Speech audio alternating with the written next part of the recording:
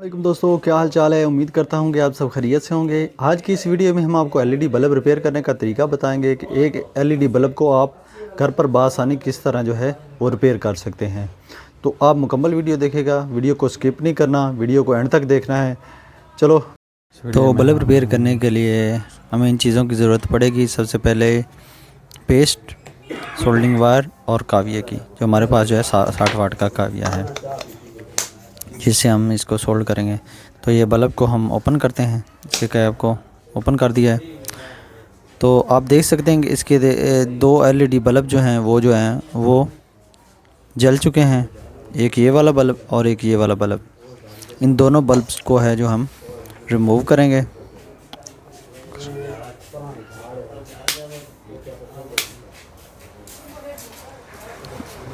ये हमने टेस्टर या पेचकस की मदद से रिमूव कर दिया इसको।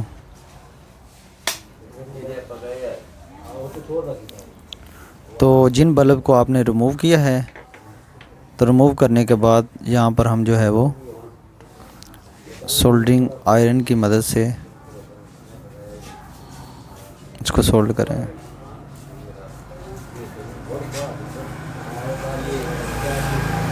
जो वाले बल्ब उतारने हैं उनको अच्छी तरह जो है वो सोल्ड कर लेना है। इसी तरह ये दूसरा बल्ब जो था, जो हमने रिमूव किया था, उसको भी है सोल्ड कर दिया। तो इस तरह ये जो है हमारा सर्किट जो है एलईडी बल्ब का ये कंप्लीट हो गया है।